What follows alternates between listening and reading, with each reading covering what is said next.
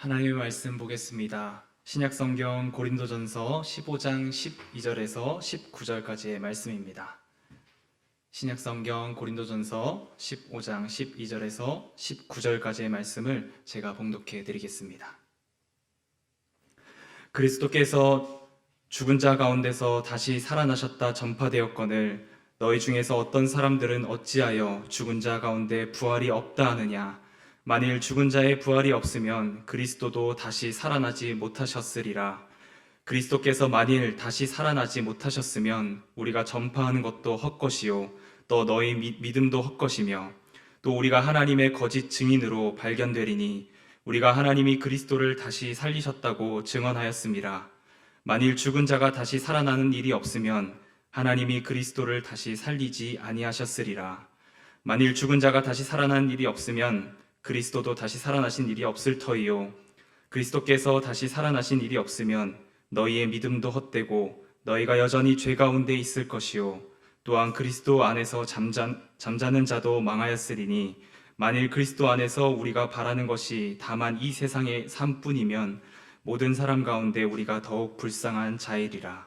아멘.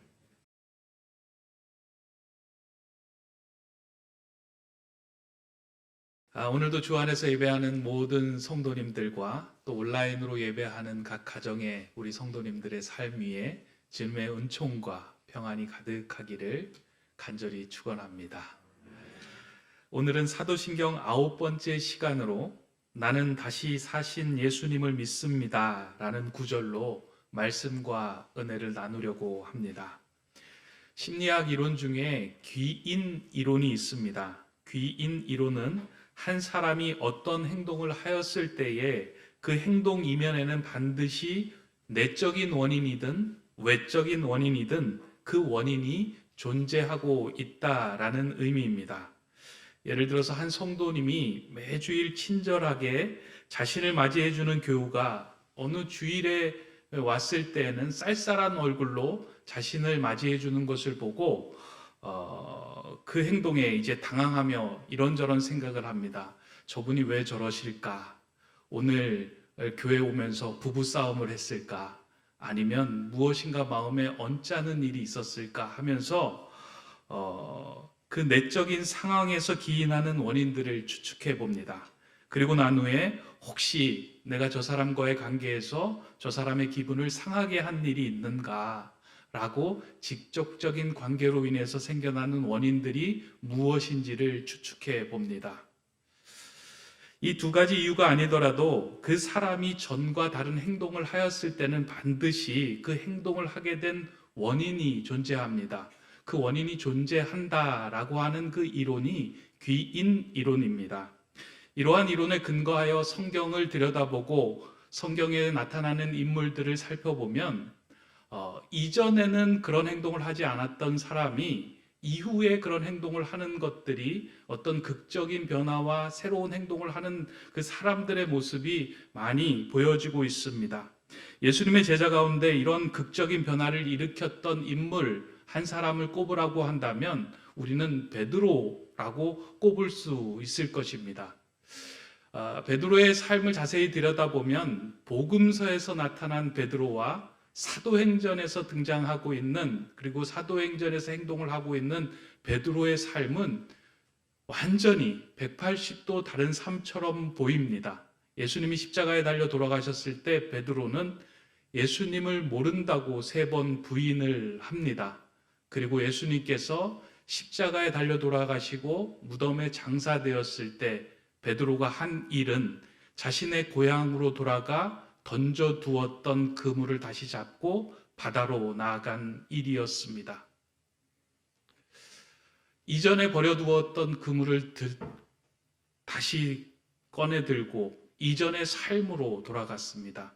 예수님과 함께했던 3년의 시간은 일장춘몽처럼 지나갔고 한순간의 꿈처럼 그의 삶에선 사라져 버렸던 것입니다. 그러한 베드로의 삶에 변화가 생겼습니다. 죽음을 두려워하며 예수님을 모른다고 외쳤던 베드로가 생명을 내어놓고 예수님이 전한 복음을 그도 외치게 된 것입니다. 이 복음서에서 나타나지 않았던 모습이 사도행전 2장에 보면 잘 나타나고 있는데요. 베드로는 사도행전 2장에서 이스라엘 사람들에게, 백성들에게 이렇게 설교를 합니다. 너희가 죽인 예수님을 하나님이 살리셨고 주와 그리스도가 되게 하셨다. 죽음을 두려워하던 베드로의 삶에서 갑작스럽게 복음을 전하고 생명을 걸고 사도의 삶을 살게 되었다는 것은 그렇게 살게 된 원인이 분명히 존재하고 있음을 보여주는 것입니다. 왜 베드로는 어떠한 일을 만났기에, 어떠한 상황을 경험했기에 복음서와 사도행전 사이의 이 간극에서 어떠한 일이 나타났기에 이런 삶의 행동의 패턴이, 삶의 모습이 달라졌을까? 거기에는 분명한 원인이 있습니다. 혹자는 베드로의 이러한 변화는 예수님께서 가르쳐 주셨던 그 가르침이 예수님이 돌아가시고 난 후에 뒤늦게서야 이 제자로서 깨닫고 그와 같은 삶을 살게 되었다라고 말을 합니다. 일리가 있는 말입니다. 그럼에도 불구하고 그와 같은 것을, 예수님의 가르침을 깨달았다면 깨달았게 된 그 순간과 깨닫게 된 그 원인이 되는 분명한 사건이 존재한다라는 것을 우리가 알게 됩니다. 왜냐하면 그러한 순간이 있지 않고 죽음의 권세로부터 베드로가 자유롭게 되는 것은 불가능한 일이기 때문입니다. 베드로에게는 그러한 행동을 할 만한 원인이 분명히 있었습니다. 그 원인이 무엇인지 알아보려면 예수님의 제자가 아닌 사람 가운데 베드로와 동일한 복음을 외쳤던 인물의 변화를 좀 살펴보면 됩니다. 성경에 보면 예수님의 제자가 아니었음에도 불구하고 베드로가 외쳤던 그 복음을 그대로 외쳤던 인물이 등장합니다. 예수님이 다시 사셨고 주와 그리스도가 되셨다라고 외쳤던 인물이 바로 바울입니다. 바울은 예수님의 제자가 아니었습니다. 바울은 유대인 중에 유대인이었고 오히려 예수님을 믿는 사람들을 핍박하던 인물이었습니다. 그리고 예수가 전하던 그 신앙과 예수가 전하던 그 복음이 사방으로 퍼져나가는 것을 사교, 이교적인 집단에 아주 끔찍한 내용이 퍼져나가는 것이라고 생각을 하여 그것을 막는 것이 자신의 사명이라고 생각하며 살았던 인물이 바울입니다. 그런 바울의 삶의 변화가 일어났습니다. 그동안 자신이 생각했던 진리와 복음의 개념들이 오류였음을 인정하고 예수님이 다시 사셨고 우리의 구주가 되셨다는 복음을 전하는 삶으로 바뀌게 된 것입니다. 도대체 무슨 일이 일어났기에 이 두 사람은 죽음을 두려워하지 않고 예수님의 부활을 증거하는 행동과 삶을 살게 되었을까? 그 이유는 베드로와 바울이 공통적으로 경험한 한 사건 때문입니다. 그것은 부활하신 주님을 그들이 실제적으로 만났기 때문입니다. 죽음의 권세를 이겨내시고 부활하신 주님을 만나는 순간 그들의 시야가 열려졌고 무엇을 위해서 살아가야 하는지를 그들이 발견하게 된 것입니다. 예수님의 제자로 3년을 함께 다니며 수제자의 역할을 감당하였던 베드로는 예수님 곁에서 오랫동안 예수님의 가르침을 들으면서도 예수님이 전하고자 하시던 핵심 메시지를 이해하지 못하였습니다. 수많은 이적을 경험했음에도 불구하고 이 이적을 통하여 예수님이 전파했던 복음의 핵심을 그는 파악하지 못하였습니다. 그러한 그의 눈은 부활의 주님을 만나고 난 후에야 열려지게 되었습니다. 마찬가지로 바울도 그렇습니다.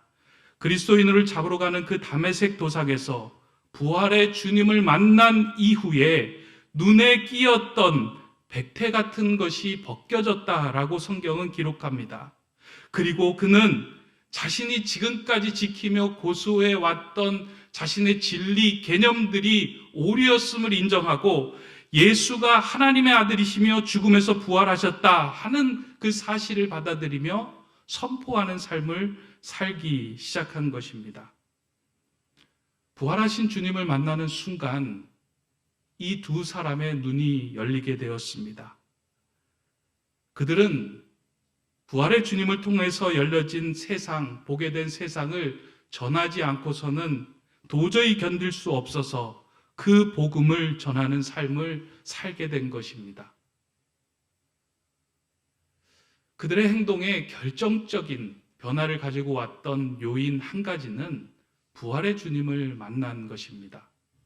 오늘 우리의 믿음이 역동적이 되려면, 오늘 우리의 믿음이 깊어지려면, 오늘 우리의 믿음이 흔들리는 세상 속에 떠내려가지 않으려면 우리의 삶에 꼭 필요한 것이 있다면 우리는 부활의 주님을 만나는 일입니다.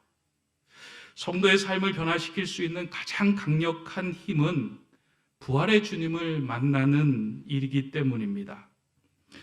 부활의 주님을 만나면 왜 우리의 삶이 바뀔까요? 우리는 지금까지 신앙 고백을 많이 해왔습니다. 나는 다시 사신 예수 그리스도를 믿습니다. 나는 부활의 주님을 믿습니다. 라고 고백하는 신앙을 우리가 가지고 있었습니다. 그리고 매주일 고백합니다. 그럼에도 불구하고 이 부활에 대한 신앙과 믿음이 우리의 신앙을 강력하게 만들지 못하는 이유는 그 부활에 담긴 메시지, 부활에 담긴 복음을 우리가 제대로 듣지 못했기 때문입니다.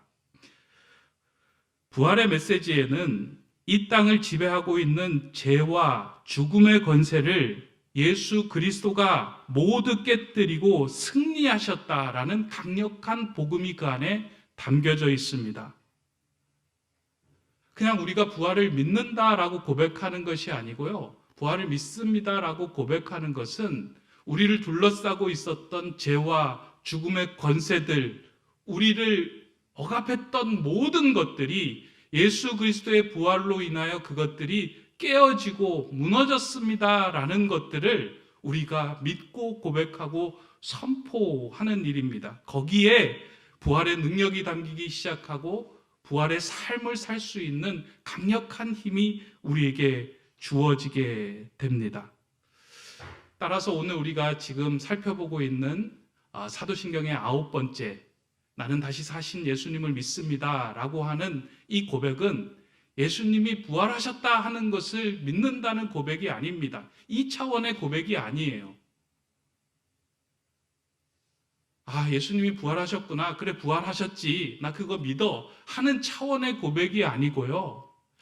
예수님이 죽음의 권세를 깨뜨리고 우리를 억눌렀던 죄의 모든 권세를 깨뜨리고 승리하셨다 하는 것을 믿음으로 받아들이고 그것이 나의 승리구나. 나도 그렇게 부활의 승리를 거머쥐고 살아갈 수 있는 존재가 되었구나라는 것을 고백하는 것이 이 고백에 담긴 의미입니다.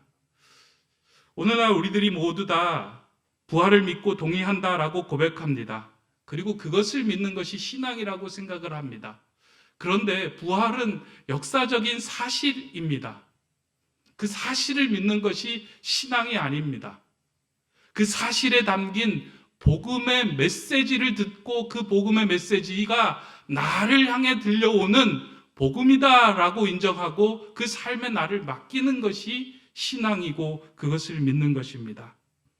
예수님의 부활로 우리는 우리에게 묶여졌던 죄의 사슬과 죽음의 권세가 모두 무너지고 승리하였다라는 그 복음을 듣는 것, 그것이 이 고백에 담긴 가장 중요한 원초적인 복음의 메시지입니다.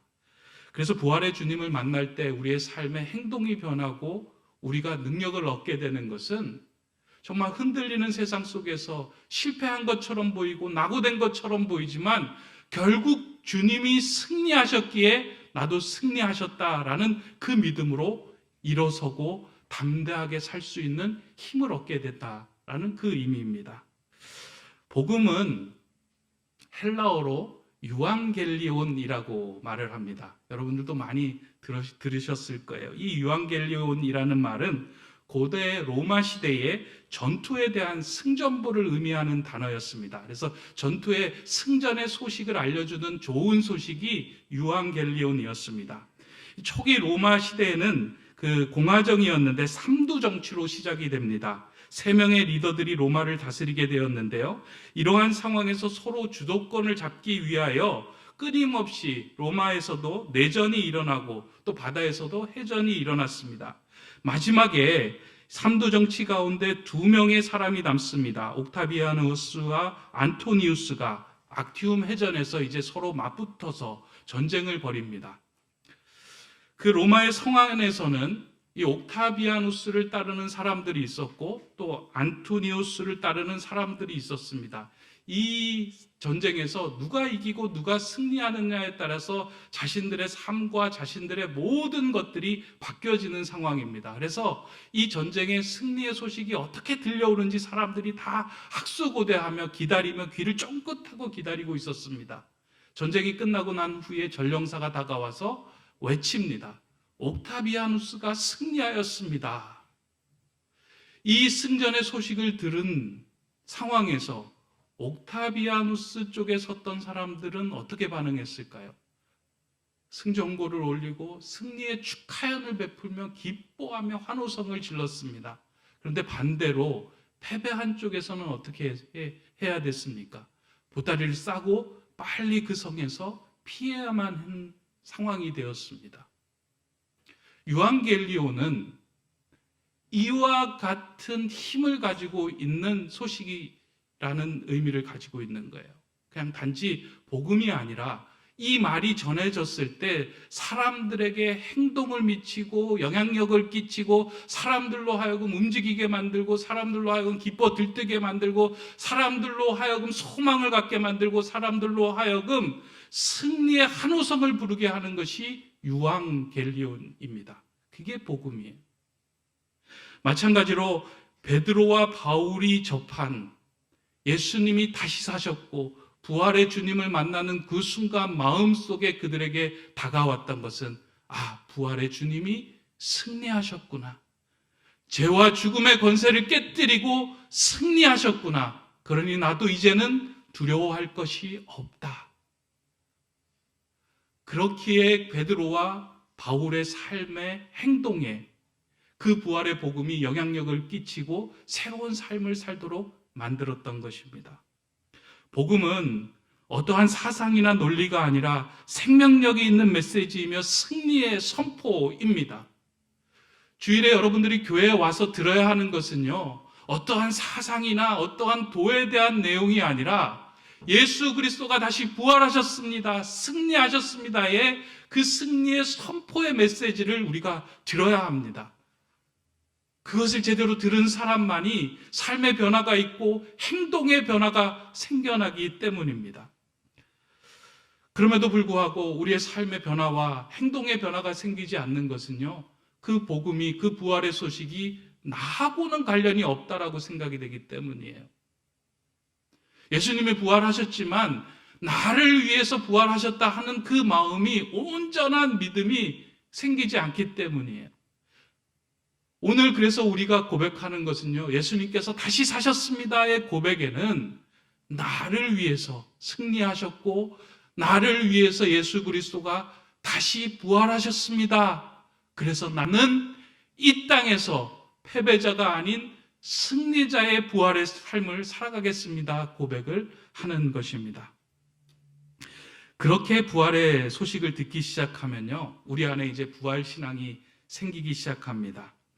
성도님들 중에 이제 부활 신앙, 부활에 대한 확신을 가진다라고 하면 일반적으로 생각하기를 그래 나도 죽어서 예수 잘 믿다가 죽어서 천국에 가겠지. 이것을 이제 부활 신앙이라고 생각을 하는데요. 물론 이것도 부활 신앙인데요. 보다 더 근본적인 건 부활 신앙은 죽어서 천국 가는 걸 이야기하는 것이 아니고요.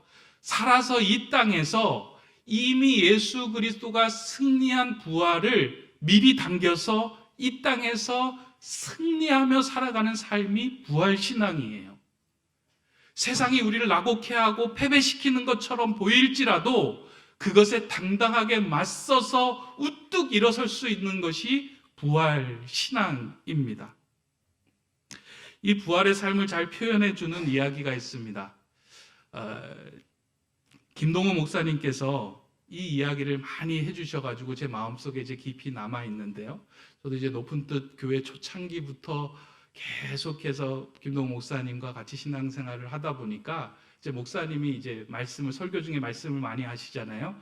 근데 김동욱 목사님이 특징이 하나 있는데 이제 예화를 한 번 든 거를 그냥 한 번만 들지 않고 그냥 사람들이 외울 정도로 예화를 많이 사용하세요. 그래서 교인들이 그렇게 얘기하잖아요. 목사님 왜 같은 얘기를 지난번에도 하고 또 합니까?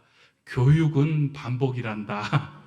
분명한 철학을 가지고 있어서 늘 그렇게 이야기합니다. 그렇게 많이 하셨던 그 예화 가운데 하나가 이제 이런 이야기입니다.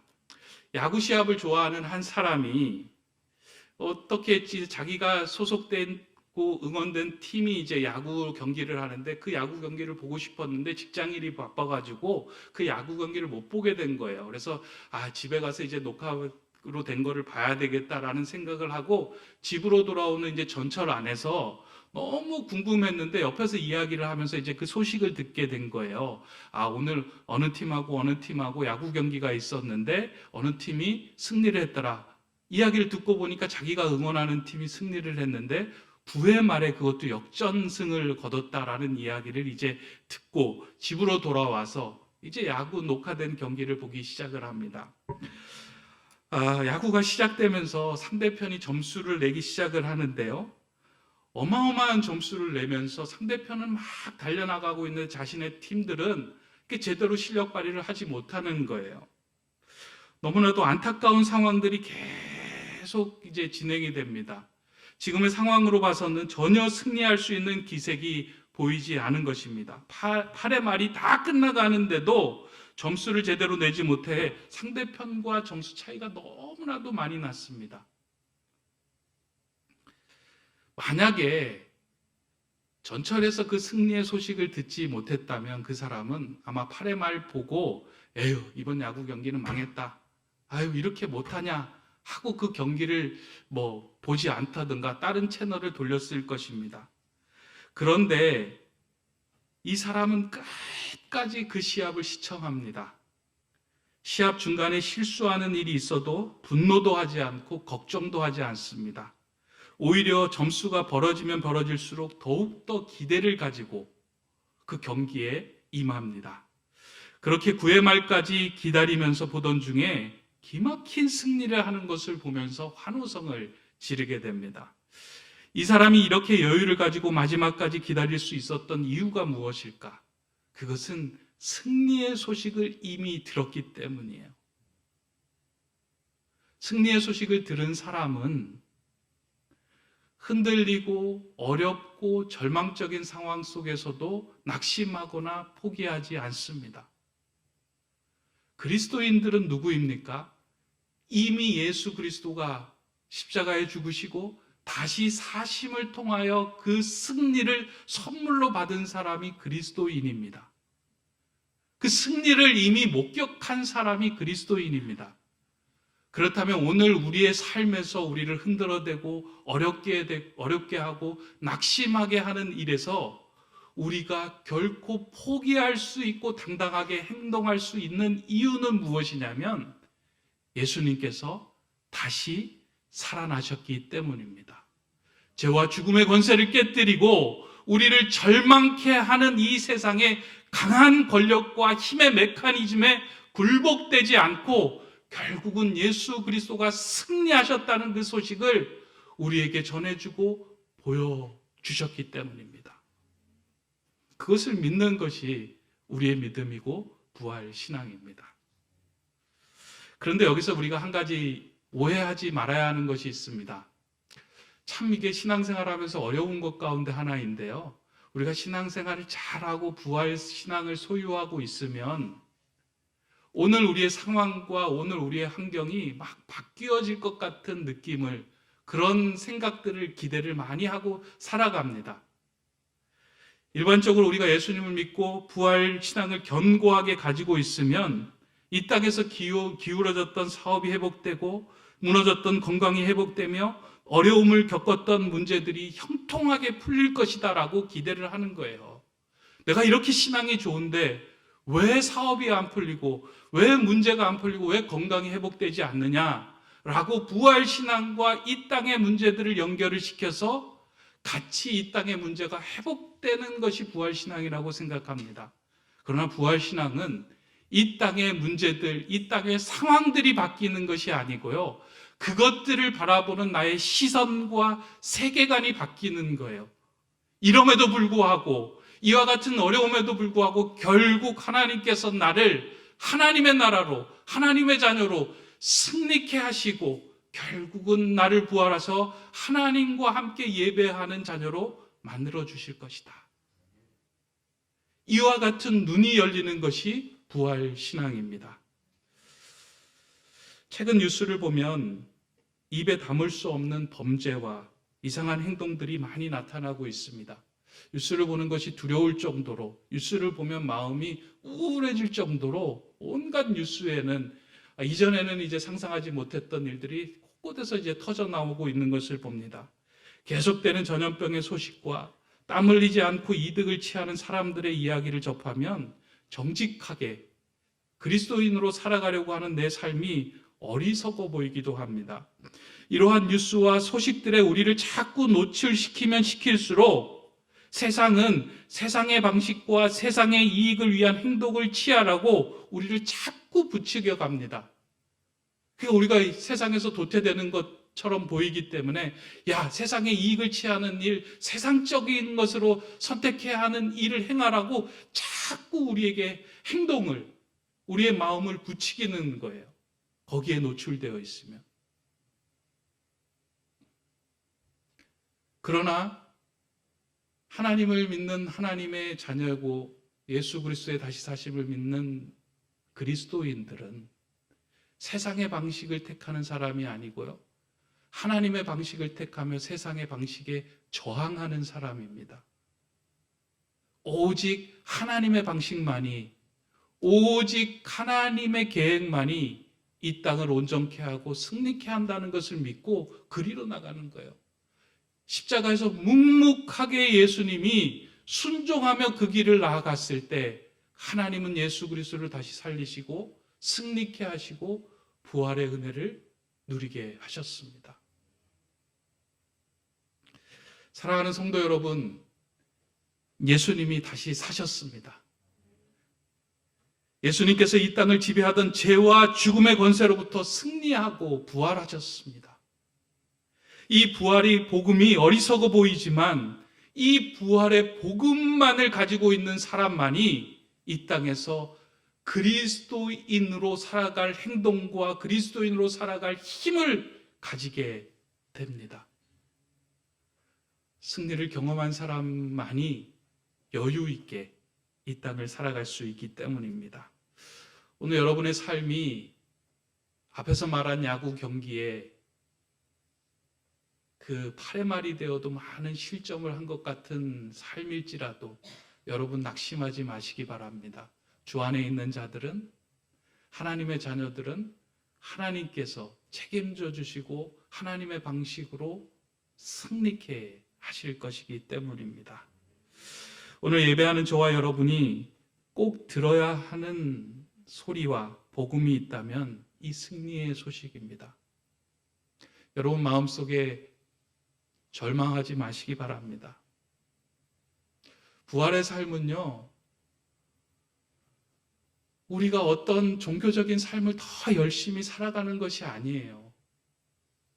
이 땅에서 부활의 삶을 살고 부활의 그 은혜를 경험한 사람들의 삶은 이 땅에서 더 열심히 종교적인 행위를 하는 것이 아니고요.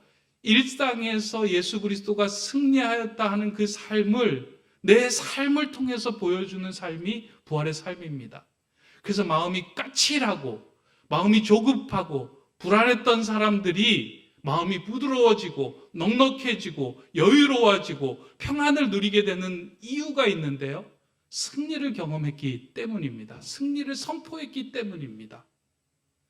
오늘 주 안에서 예배하는 우리 성도님들의 삶에도요, 부활의 주님을 만남으로 인하여 이런 변화들이 좀 생겼으면 좋겠어요. 여러분들 가정에서 여러분들이 조금 더 너그러워졌으면 좋겠습니다. 아내를 보는 눈이 좀 너그러워지면 좋겠고요. 남편을 보는 눈이 부드러워졌으면 좋겠고요. 자녀를 품는 부모의 품이 더 부드러워지기를 바랍니다. 왜냐하면 우리 믿는 믿음의 자녀는 하나님께서 이 자녀를 키우시고 양육하시고 승리하실 것을 믿는 부모의 그 마음이 그와 같은 행동을 해줄 수 있기 때문입니다. 결코 세상에 여러분들의 마음을 내맡기지 마시기 바랍니다.